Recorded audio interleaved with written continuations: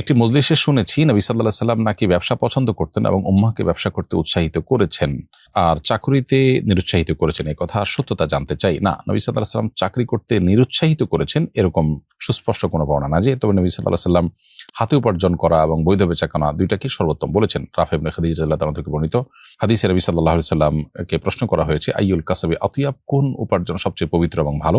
তিনি বলেছেন, আমালুর রাজুলি বিয়াদিহি, কোনো ব্যক্তি নিজের হাতে উপার্জন করলে, নিজের হাতে কোনো কামাই করলো, হস্তশিল্প হলো বা হাত দিয়ে নিজে কোনো উপার্জন করলো, ব্যবসা বাণিজ্য পরিচালনা করলো নিজে, সেটা হলো সবচেয়ে উত্তম। ওকুল্লু বাই'ইন মাবরুর, এবং যে কোনো কেনাবেচা যেটা ভালো কেনাবেচা, যেখানে কোনো অসৎ উপায় অবলম্বন করা হয়নি, সেটাই উত্তম। এখানেও ব্যবসার বিষয়টি অবশ্য বলা হয়েছে। তবে নবী সাল্লাল্লাহু আলাইহি সাল্লাম অন্যের অধীনে কাজ করেছেন, অতএব চাকরি করাটাকে নিষিদ্ধ বা নিরুৎসাহিত করেছেন তিনি এরকমটি বলার কারণ নাই। তবে হ্যাঁ, উত্তম হলো ব্যবসা বাণিজ্য করা, আর হাতের কামাইয়ের মধ্যে কিন্তু চাকরি অন্তর্ভুক্ত। অতএব সেটাকেও আপনি বিধেয় এবং সম্পূর্ণ জায়েজ ধরতে পারেন, এবং নবী সাল্লাল্লাহু আলাইহি ওয়াসাল্লাম করেছেন। অতএব চাকরি করতে তিনি নিষেধ করেছেন বা নিরুৎসাহিত করেছেন এরকমটি সুস্পষ্টভাবে প্রমাণিত না। অফিস থেকে বিভিন্ন কাজের বাইরে পাঠায়, আমি চাইলে হেঁটেও যেতে পারি বা গাড়িতেও যেতে পারি। এখন আমি হেঁটে গিয়ে রিক্সা ভাড়ার বিল করে নিতে পারবো কিনা? উত্তর হলো, আপনার জন্য যদি থোক বরাদ্দ থাকে যে তুমি যাও, এই টাকা তোমাকে দেওয়া হলো যাওয়ার বাবদ, এর জন্য কোনো ভাউচার দিতে হবে না, এটা থোক বরাদ্দ, তাহলে সেক্ষেত্রে আপনি হেঁটে গিয়ে টাকাটা পকেটে রেখে দিতে পারেন। আর যদি আপনাকে ভাউচার জমা দিতে হয়, তাহলে আপনি হেঁটে গিয়ে রিক্সায় যাওয়ার বা গাড়িতে যাওয়ার ভাউচার জমা দিতে পারবেন না, কারণ সেখানে মিথ্যাচার হবে এবং মিথ্যা কথা লিখতে হবে, সেটা আপনার জন্য জায়েজ নয়। তার মানে যাওয়ার খরচ আপনাকে দেওয়া হয়েছে, আপনাকে থোক বরাদ্দ দেওয়া হয়নি যে আপনি এটার জন্য এটা পাবেন, যেভাবে যান আপনি এরকমটি দেওয়া হয়নি, সেজন্য আপনি এটা করতে পারবেন না। আমি আফ্রিকা প্রবাসী, এখানে আমরা গরু, খাসি, মুরগি অর্ডার দেই। অর্ডার দেওয়ার সময় হালাল অপশন সিলেক্ট করে দেই। আমাদের কোম্পানির সাথে যে কন্ট্রাক্টরের চুক্তি সে সাপ্লাই দেয়, কন্ট্রাক্টর অমুসলিম, এতে কি হালাল হবে?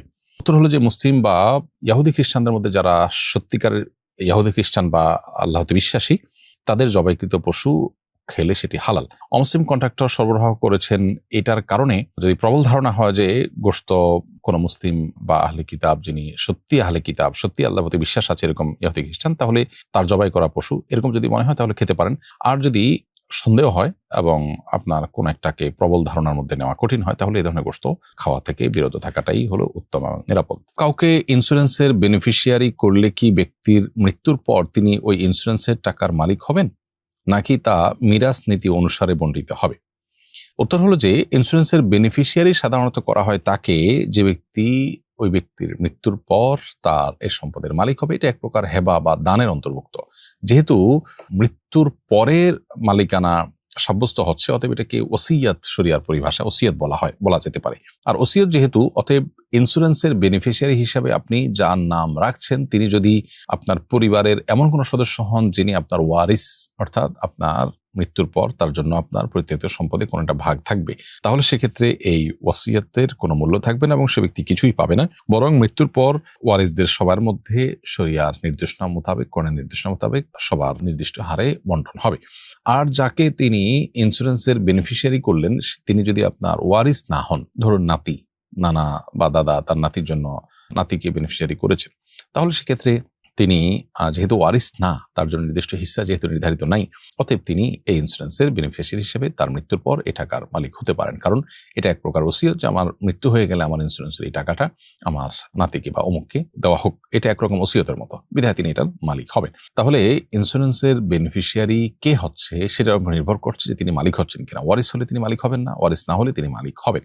আবার অনেক সময় ইন্স্যুরেন্সের বেনিফিশিয়ারি যাকে করা হয়, তাকে করা হয় শুধুমাত্র টাকা উত্তোলন করবার জন্য, মালিকানার জন্য না। এই বিষয়গুলো অনেক সময় অস্পষ্ট রাখা হয় আমাদের দেশে, এটা স্পষ্ট করা উচিত আসলে, যে ইন্স্যুরেন্সের বেনিফিশিয়ারি যাকে করা হচ্ছে এখানে উদ্দেশ্যটা কি। উদ্দেশ্য যদি হয় যে তুমি শুধু টাকাটা উত্তোলন করবা, সেজন্য তোমার নাম দিলাম, তাহলে সেক্ষেত্রে উত্তোলন করে তার নির্দেশনা মোতাবেক অথবা অন্য যে ওয়ারিসরা আছে তাদের মধ্যে আনুপাতিক হারে শরিয়ার নির্দেশনা মোতাবেক বন্টন হয়ে যাবে। আর যদি উদ্দেশ্য হয় বেনিফিশিয়ারি করার মাধ্যমে তাকে মালিক বানায় দেওয়া, যে মারা গেলে তুমি মালিক, এটা অনেক সময় অ্যাপ্রোচ থেকে বোঝা যায়, নিজের স্ত্রীকে দিয়ে যায় যে স্ত্রী বিপদে পড়তে পারে, অনেক সময় কথা স্পষ্ট করে বলা হয়, অনেক সময় আকার ইঙ্গিতে বোঝানো হয়, তাহলে সেক্ষেত্রে বেনিফিশিয়ারি মালিক হবে যদি তিনি ওয়ারিস না হন। কারণ ওয়ারিসের জন্য ওসিয়ত চলে না। নবী সাল্লাল্লাহু আলাইহি ওয়াসাল্লাম বলেছেন, লাস ওয়াসিয়াত লি ওয়ারিসিন, ওয়ারিস তো ওই মৃত ব্যক্তির পরিত্যক্ত সম্পদ থেকে ভাগ পাবেই, অতএব তার জন্য আবার এক্সট্রা ওসিয়ত করা জায়েজ নয়। বিটকয়েন প্রমোশনের কাজ করে কিছু অর্থ উপার্জন করেছি, এ ধরনের কাজ করে অর্থ উপার্জন করা বৈধ কিনা?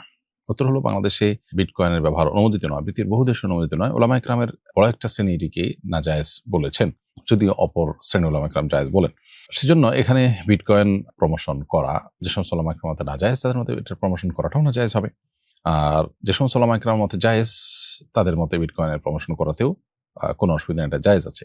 তো সন্দেহপূর্ণ বিষয় যেহেতু একান্ত নিরুপায় না হলে এটির কেনাবেচা বা এটির ব্যবসাতে অন্তর্ভুক্ত না হওয়াটাই হতে নিরাপদ। তবে কোনো কোনো দেশে মাজলুমদের সাহায্য করার জন্য আজকাল এটাই হলো একমাত্র পথ। সেটা যদি হয় সেটা তো ভিন্ন বিষয়। একান্ত মাজলুমদের সাহায্যের যদি প্রয়োজন হয় আর এছাড়া পথ খুব একটা খোলা না থাকে, তাহলে তাদেরকে জুলুমের হাত থেকে রক্ষা করবার জন্য বা তাদের জীবন বাঁচাবার জন্য এই পথ ব্যবহার করা অবশ্যই জায়েজ হতে পারে। বৈদেশিক মুদ্রা কিনে রেখে পরবর্তীতে দাম বৃদ্ধি পেলে বেশি দামে বিক্রি করা বৈধ হবে কিনা? উত্তর হলো মৌলিকভাবে এটি জায়েজ আছে।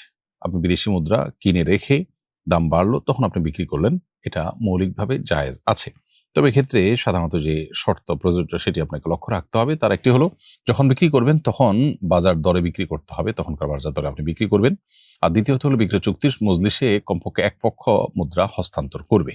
উভয় পক্ষের মুদ্রাই যদি হস্তান্তর বাকি থাকে, মুখোমুখি কেনাবেচা হয় এবং হস্তান্তর না হয়, তাহলে সেক্ষেত্রে জায়েজ হবে না। অতএব এই দুটি শর্ত সাপেক্ষে, একে তো তখনকার বাজার দরে বিক্রি হবে, দ্বিতীয়ত যে কোনো এক পক্ষ অন্তত মুদ্রা হস্তান্তর করতে হবে। এই দুই শর্ত পাওয়া গেলে এর উপরে ভিত্তি করে আপনি বৈদেশিক মুদ্রা কিনে রেখে পরবর্তীতে দাম বাড়লে তখন বিক্রি করতে পারেন এবং এটি ব্যবসা হিসাবে গ্রহণ করতে কোনো অসুবিধা নেই। জুম অ্যাপ বা ভিডিও কলে পিছনের ব্যাকগ্রাউন্ড চেঞ্জ করলে কি গুনাহ হবে? সাধারণ অবস্থাতে এটাতে কোনো অসুবিধা নেই। কাউকে ধোঁকা দেওয়ার জন্য যদি করেন, যাতে সে প্রতারিত হয়, সে ভুল কোনো বার্তা পায়, এরকম যদি উদ্দেশ্যে এটা করেন, তাহলে সেটা জায়েজ হবে না, কারণ সেটা প্রতারণার অংশ হিসাবে পড়বে। আর যদি এটা ব্যাপারটা এরকম না যে এর ফলে কেউ ক্ষতিগ্রস্ত হবে, কেউ ধোঁকাগ্রস্ত হবে, তাহলে সেক্ষেত্রে এটা সাধারণ অবস্থাতে জায়েজ। রমজানে জাকাত আদায় করতে পারিনি, ঈদের পরও বেশ দেরি হয়ে গেছে, এখন কি জাকাত আদায় করতে পারি? আর দেরিতে আদায় করার কারণে কি সওয়াব কম হবে বা আল্লাহর কাছে জবাবদিহি করতে হবে? উত্তর হলো যে জাকাত সময় মতো দিতে হবে। বছর পূর্ণ হওয়ার পর জাকাত দিতে হয়। বছর পূর্ণ হওয়ার পর যদি কিছুটা বিলম্ব হয়ে যায়, তাতেও জাকাত আদায় হয়ে যাবে এবং এই যে বিলম্বে দিয়েছেন কিছুটা, এর জন্য আল্লাহর কাছে জবাবদিহি করতে হবে না ইনশাআল্লাহ। আর যদি বেশ খানিকটা বিলম্ব হয়, তো সেটা অনুচিত কাজ হয়েছে, ভবিষ্যতের জন্য না হয় এটা খেয়াল রাখবেন, কিন্তু আপনার জাকাত আদায় হয়ে যাবে ইনশাআল্লাহ তাআলা। আমরা এক রুমে 4 জন থাকি। আমাদের এক রুমমেট হারাম রিলেশনে যুক্ত। মাঝে মধ্যে তার বয়ফ্রেন্ড নানা জিনিসপত্র এবং ভালো ভালো খাবার গিফট দেয়, সে এগুলো আমাদের সাথে শেয়ার করে। তার থেকে এই জিনিসগুলো নেওয়া এবং খাওয়া হারাম হবে কিনা? উত্তর হলো যে, যে জিনিসটা আপনার হারাম সম্পর্কের ভিত্তিতে দেওয়া হয়, এটা এক প্রকার উৎকোচের মতো এবং হারাম সম্পর্কে বিল্ড করার জন্য এটা উপাদান হিসেবে ভূমিকা রাখে। অতএব এটা গ্রহণ করা যেমন জায়েজ নয়, ঠিক তেমনি ভাবে এটা ভোগ করাও জায়েজ হবে না। এটা বরং দাতাকে ফেরত দেওয়া উচিত এবং আপনাদের এটা অ্যাভয়েড করা কর্তব্য। আমরা একটা সমিতি করেছি, সমিতির পক্ষ থেকে লাভ সহ বাকিতে পণ্য বিক্রয় করা হয়। অনেক সময় দেখা যায় কিছু ক্রেতা পণ্যটি ব্যবহার করার উদ্দেশ্যে ক্রয় করেন না, বরং আমাদের কাছ থেকে পণ্য কিনে অন্যত্র কম দামে বিক্রি করে নগদ অর্থ গ্রহণ করতে চান। এমত অবস্থায় এ ধরনের ক্রেতার কাছে পণ্য বিক্রয় করা আমাদের জন্য জায়েজ হবে কিনা? উত্তর হলো যে, আপনি পণ্য বিক্রি করছেন যার কাছে, তিনি আপনার কাছ থেকে পণ্য কিনে, হয়তো বাকিতে আপনি পণ্য বিক্রি করেছেন, সেজন্য সে পণ্যটা বিক্রি করে তার দরকার টাকা বিক্রি করে সে টাকা ক্যাশ করে নিয়েছে, এটা একান্ত তার ব্যাপার। অর্থাৎ আপনি তার কাছে বিক্রি করেছেন বাকিতে এবং কিস্তিতে হোক বা নির্দিষ্ট সময় পরিশোধ সাপেক্ষে হোক বিক্রি করেছেন, তিনি সেটা পরিশোধ করছেন। কেনার পর যেহেতু জিনিসটার মালিক তিনি হয়ে গেছেন, এখন তার জিনিস তিনি বিক্রি করে যদি টাকা নেন, কম দামে বিক্রি করে টাকা নেন, সেটা তার ব্যাপার, লাভে বিক্রি করে টাকা নেন, সেটা তার ব্যাপার। আর এখানে যে কৌশলটা তিনি অবলম্বন করেছেন, তার দরকার নগদ টাকা, আপনারা বিক্রি করবেন পণ্য, তো সে পণ্য বিক্রি করে টাকা ক্যাশ করে নিয়েছে, এটাতে শরিয়ার কোনো ভায়োলেশন হয়নি। তার জিনিস তিনি বিক্রি করতেই পারেন, সেখানে আসলে কারোর এখতিয়ার নেই বাধা দেওয়ার। শরিয়া আসলে ব্যক্তি মালিকানাকে সর্বোচ্চ গুরুত্ব দেয়। এই জন্য কোনো ব্যক্তির মালিকানাধীন সম্পদ ব্যয় ব্যবহার, এটার কেনা বেচাতে শরিয়ার অন্য কোনো ভায়োলেশন না হলে অন্য কাউকে সেখানে হস্তক্ষেপ করার অনুমোদন দেয় না। বিধায় এই কেনাবেচা তার জন্য যেমন জায়েজ, ঠিক একইভাবে যে ব্যক্তি এরকম উদ্দেশ্যে আপনার কাছ থেকে কিনছেন, তার কাছে বিক্রি করতে আপনার কোনো অসুবিধা নেই। অর্থাৎ আপনার এটা দেখার দরকার নেই যে তিনি কেনার পর নিজে ব্যবহার করবেন নাকি আরো জনের কাছে বিক্রি করে দিবেন। হ্যাঁ, ব্যাপারটা যদি এরকম হয় যে এটা মূলত দারিদ্র্য বিমোচনের জন্য, তার উপকার পৌঁছাবার জন্য, অথচ তিনি সেখানে আসলে আরো বেশি ক্ষতিগ্রস্ত হচ্ছেন, তাহলে সেটা একটা প্রশ্ন সাপেক্ষ বিষয়। অবশ্য এটা বিশেষ করে দানের ক্ষেত্রে যদি এরকম হয়, সেটা অনুচিত এরকম লোককে দেওয়া যে লোকটা নিয়ে আসলে এটা আরো অনেক কম দামে বিক্রি করে ফেলবে। কিন্তু যদি সে বিক্রি করে ফেলে, সেটা তার জন্য জায়েজ এবং যিনি দিয়েছেন তার দানটাও আদায় হয়ে যাবে। ধরুন একজনকে আপনি একটা রিক্সা কিনে দিয়েছেন তার দারিদ্র বিমোচনের জন্য, হতে পারে জাকাতের টাকা দিয়েছেন। এখন যাকে দিয়েছেন তিনি এটা নিয়ে বিক্রি করে দিয়েছেন আরো কম দামে, আপনি যে দামে কিনেছেন তার চেয়ে আরো কম দামে বিক্রি করে দিয়েছেন। তার জন্য এটা জায়েজ আছে, তার জিনিস তিনি বিক্রি করতেই পারেন। আবার আপনার জাকাতও কিন্তু আদায় হয়ে গেছে, কিন্তু এরকম ব্যক্তি যিনি আসলে জাকাতের অর্থকে আরো যে সুফল, এটা কম সুফল তিনি উপভোগ করবেন, যেখানে আরো বেশি সুফল পাওয়া যেত, তো এরকম ব্যক্তিকে না দিয়ে তার চাইতে আরো নিরীহ মানুষ থাকলে তাকে দেওয়া উত্তম। জাস্ট এটুকু, এর বাইরে আসলে এখানে জায়েজ না জায়েজের বিষয় নয়। অতএব এটা হলো দানের ক্ষেত্রে। আর বিক্রি করার ক্ষেত্রে তো প্রশ্নই ওঠে না যে এটি নিষিদ্ধ হবে, কারণ আপনি যখন দিয়েছেন তাকে, তার কাছে বিক্রি করেছেন, কেনার পর তার জিনিস সে বিক্রি করতেই পারে। অতএব তার জন্য জায়েজ আছে উন্নত বিক্রি করা, আর আপনার জন্য জায়েজ আছে তার কাছে বিক্রি করা। আমার একটা অনলাইন শপ আছে, খাবার দাবারের শপ, খাবার প্রস্তুত করে বিক্রি করি, মাল্টিপল প্রোডাক্ট আছে। আমার প্রশ্ন হলো কোনো পণ্য স্টক আউট হয়ে গেলে অর্ডার নেওয়া যাবে কিনা। সাধারণত কোনো পণ্য স্টক আউট হয়ে গেলে, যেহেতু খাবার দাবারের শপ, ফলে ছবিতে থাকা হুবহু পণ্যটা আর হয় না।